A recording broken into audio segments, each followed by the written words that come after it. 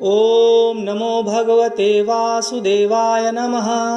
आपका स्वागत है आपके अपने चैनल वास्तु गुरु में। आज के एपिसोड में मैं श्रावण मास के शुक्ल पक्ष को पड़ने वाली पुत्रदा एकादशी के महात्म्य, व्रत कथा एवं पूजा विधि का वर्णन करने जा रहा हूँ, जैसा कि पद्म पुराण में बताया गया है। यदि आप हमारे चैनल पर नए हैं तो हमारे चैनल को सब्सक्राइब, लाइक और शेयर करें, वीडियो पर कमेंट करें एवं बेल आइकॉन ऑल ऑप्शन में जाकर के जरूर दबाइए, जिससे आने वाले एपिसोड की जानकारी आपको मिलती रहे। क्योंकि हमारा चैनल व्रत, पूजा विधि, धार्मिक एवं पौराणिक कथाएं, अनुष्ठान तथा वास्तुशास्त्र की सही जानकारी आपको देता है। हम आपको वही जानकारी देते हैं जो कि प्रामाणिक हो। वर्ष में 24 एकादशी होती है। यदि पुरुषोत्तम मास या अधिक मास हो तो एकादशी की संख्या बढ़कर 26 हो जाती है। आज के एपिसोड में मैं पुत्रदा एकादशी के व्रत के बारे में बताने जा रहा हूँ, जो कि श्रावण मास के शुक्ल पक्ष को पड़ता है। इसे ध्यान से सुने और भगवान विष्णु का आशीर्वाद प्राप्त करें। जैसे नदियों में गंगा, प्रकाशक तत्वों में सूर्य, देवताओं में भगवान विष्णु की प्रधानता है, वैसे ही व्रतों में एकादशी व्रत की प्रधानता है। एकादश्याम न भुंजित पक्षयोरुभयोरपि।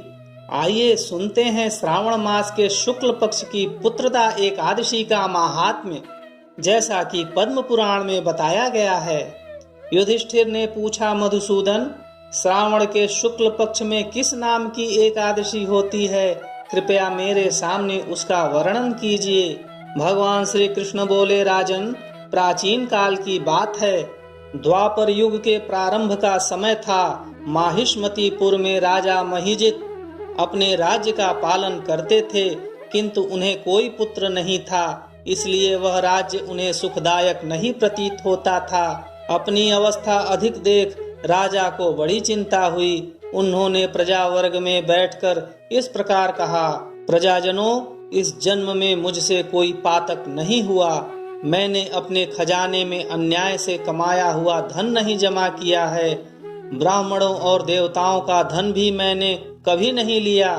प्रजा का पुत्रवत पालन किया, धर्म से पृथ्वी पर अधिकार जमाया तथा दुष्टों को वे बंधु और पुत्रों के समान ही क्यों न हो दंड दिया है। शिष्ट पुरुषों का सदा सम्मान किया और किसी को द्वेष का पात्र नहीं समझा।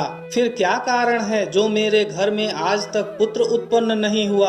आप लोग इस पर विचार करें। राजा के ये वचन सुनकर प्रजा और पुरोहितों के साथ ब्राह्मणों ने उनके हित का विचार किया।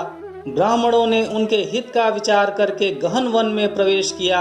राजा का कल्याण चाहने वाले वे सभी लोग इधर उधर घूमकर ऋषि सेवित आश्रमों की तलाश करने लगे। इतने में ही उन्हें मुनिश्रेष्ठ लोमश का दर्शन हुआ। लोमश जी धर्म के तत्वज्ञ, संपूर्ण शास्त्रों के विशिष्ट विद्वान, दीर्घायु और महात्मा हैं। उनका शरीर लोम से भरा हुआ है। वे ब्रह्मा जी के समान तेजस्वी हैं। एक एक कल्प बीतने पर उनके शरीर का एक एक लोम विशीर्ण होता, टूट कर गिरता है, इसीलिए उनका नाम लोमश हुआ। वे महामुनि तीनों कालों की बातें जानते हैं। उन्हें देखकर सब लोगों को बड़ा हर्ष हुआ। उन्हें निकट आया देख लोमश जी ने पूछा, तुम सब लोग किस लिए यहाँ आए हो? अपने आगमन का कारण बताओ। तुम लोगों के लिए जो हितकर कार्य होगा उसे मैं अवश्य करूँगा। प्रजाओं ने कहा, ब्राह्मण, इस समय महिजित नाम वाले जो राजा हैं उन्हें कोई पुत्र नहीं है। हम लोग उन्हीं की प्रजा हैं, जिनका उन्होंने पुत्र की भांति पालन किया है।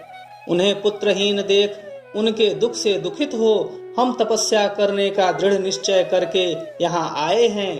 द्विजोत्तम, राजा के भाग्य से इस समय हमें आपका दर्शन मिल गया है।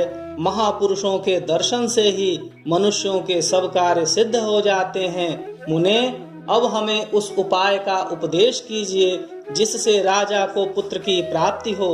उनकी बात सुनकर महर्षि लोमश 2 घड़ी तक ध्यान मग्न हो गए।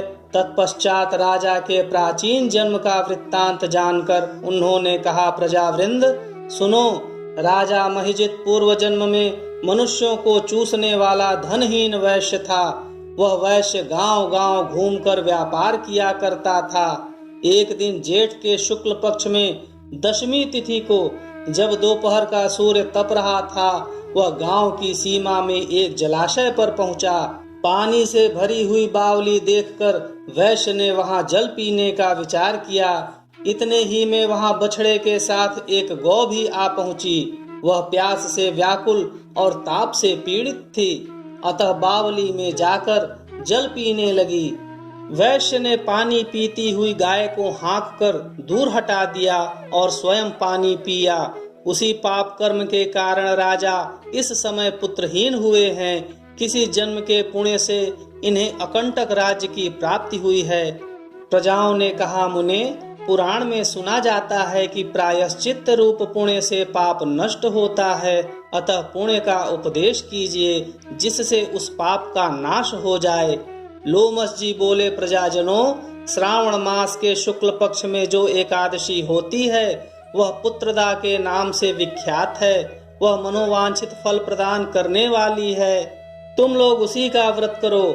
यह सुनकर प्रजाओं ने मुनि को नमस्कार किया और नगर में आकर विधि पूर्वक पुत्रदा एकादशी के व्रत का अनुष्ठान किया।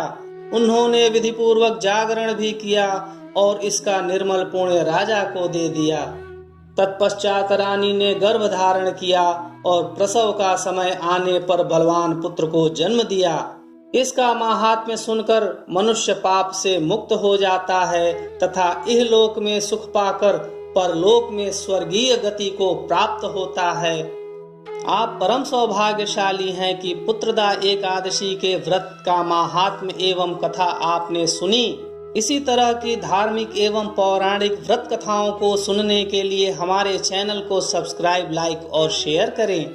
यदि वास्तुशास्त्र से संबंधित आप किसी भी शंका का समाधान करना चाहते हैं तो स्क्रीन पर दिए गए व्हाट्सएप नंबर पर आप पूछ सकते हैं। प्रेम से बोलिए, ओम नमो भगवते वासुदेवाय नमः।